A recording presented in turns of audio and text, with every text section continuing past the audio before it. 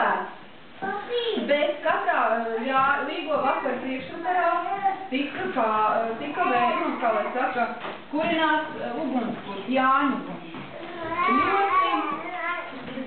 Ļoti daudzos novados tā bija musa piepildīta ar dārvu, vai no kārtī uzvilkta riepa, vai no augstu kalnā veidot ugunskurs uz zemes. Bet priekšrocība tam ugunskuram uz zemes bija tāda, ka viņu ļoti viegli varēja papildināt ar malkas klučiem, ar dažādām vecām lietām, kas mājās varbūt tām bija nederīgas, jo vecas pasteles tika dedzināts, jo tas tika pie jaunām pastelām un vīzēm.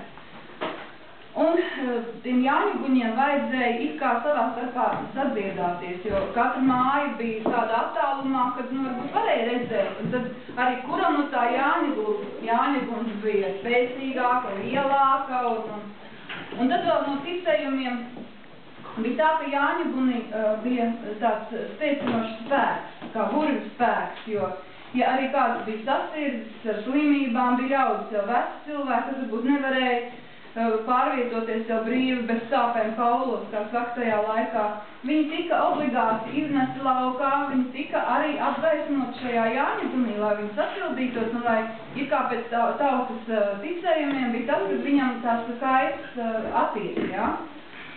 Nu, un arī par tiem puišiem un meitām, ko es iesāku teikt, tika lec pāri ugunskuram. Tas nozīmē, ka tā bija veselība, ir kā tai uguns tajā siltumā sasildīties, tas bija tāds dievīgs un ļoti spēcinošs spēks. Un vēl Jāņu naktī zīlēja. Pieņemsim, vainagdziņas meta ūdenī. Ja vainags nogrim uzreiz, lai cik tas arī nebūtu, kā teikt, varbūt cietsirdīgi, tas cilvēks un garā varēja arī nomirt vai ļoti saslimt.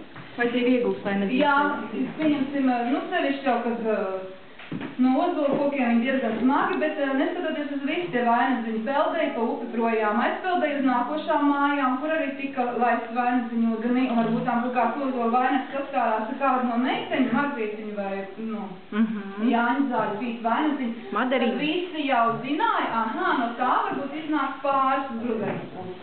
Un tad jau tas valodas, kā teikt, no mutē aizgāja, ka tur jau varbūt tie jaunieši, varbūt mēs nezināja viens otru, bet tur jau tika jau viņiem nozīlēts, ka viņiem būs jādzīvo kopā un jāveido ģimene. Nu, un vēl par Jāņu naktas vīlēšanām, jūs jau visi zināt par to pašu papardu ziedu, jā? Kad vienīgā nakts visā gadā, kad zied papardi, tā bija Jāņu nakts. Bet tas bija arī saistīts ar kaut ko tādu drusciņu raganisku, jo zināja, ka paparžu pudurs ir mežā pārsvarā, mežmelās, un arī Jāņu naktī raganas lidinājās uz savām slotām par visiem laukiem, vēlot neražu saviem kaimiņiem un visu pārējo, un raganas arī kā atsargāja tās paparžas. Bet, ja cilvēks nevien nerunājot, aizejot līdz turienē, neatskatoties atpakaļ, viņš nenolaižot acis skatījās uz kādu no izvēlētām papardēm, tad varēja arī gadīties, ka tā papardīt uzziedēja. Kā teikt, vai nu dimantiņas ziediņš, vai kāds sarkans rubīņas ziediņš. Un Jāņtārpiņš.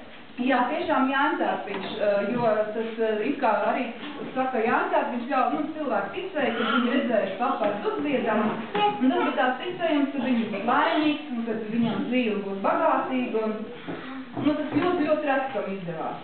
Tas varbūt tā īsumā. Jūs viņas vēlāk vēl kaut ko pastāstīšies, kas jūs zināt.